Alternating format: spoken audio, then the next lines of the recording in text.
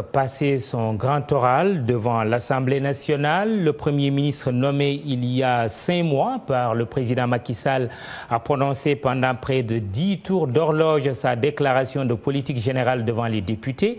Une DPG marquée par la volonté affichée par le chef du gouvernement de satisfaire les demandes du peuple sénégalais, avec comme vision un Sénégal émergent.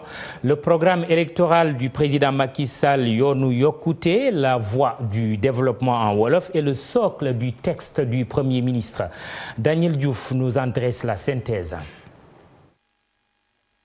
D'abord, le Premier ministre Abdoul Mbaye s'est permis de rappeler ces mesures déjà exécutées, notamment la baisse des prix des denrées de première nécessité, la distribution de vivres, de soudure et d'aliments de bétail, mais également la subvention des intrants agricoles, un coût évalué à 83 milliards.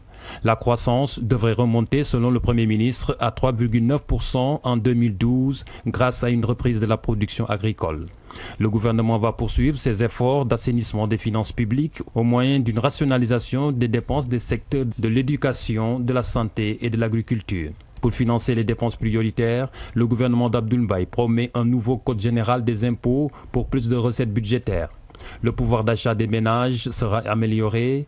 À partir du 1er janvier 2013, la fiscalité sur les salaires sera baissée et le taux des pensions de retraite relevé de 7 à 10%.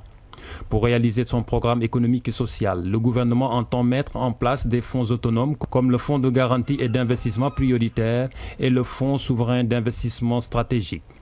Ils sont destinés à stimuler l'investissement privé. Le secteur énergétique n'est pas épargné.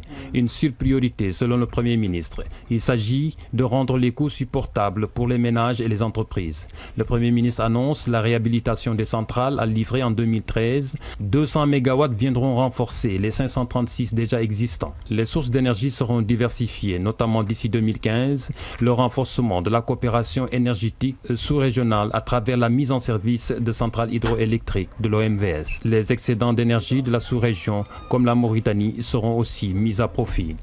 Le désenclavement de la Casamance, une extrême priorité selon le Premier ministre. Il se fera par la mer, les routes et la voie aérienne. Un programme de réalisation de 29 ponts métalliques et du nouveau pont Émile Badiane est en cours d'instruction.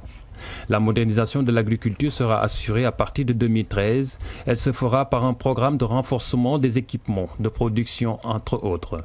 250 000 hectares de superficie irriguée exploitées sont annoncés. L'ambition à terme, une autosuffisance avec une production de 1 600 000 tonnes de riz paddy. Au-delà du riz, la promotion des filières horticoles et fruitières destinées à l'exportation. Au nom du principe de transparence, le gouvernement a décidé de dénouer tous les dossiers en souffrance. Le Premier ministre précise que des audits sont engagés pour faire l'état des lieux sur la situation du pays à fin mars 2012.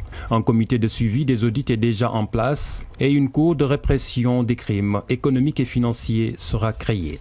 En termes de protection sociale, une caisse autonome de protection sociale universelle sera mise en place dès 2013 pour financer une bourse de sécurité familiale destinée aux familles les plus défavorisées, en plus d'une couverture maladie universelle. Enfin, l'enseignement supérieur sera bonifié d'une deuxième université entre Diamniadio et Dakar et de l'université du Sine Saloum pour 15 000 étudiants, mais également des instituts supérieurs d'enseignement professionnel spécialisés dans les régions.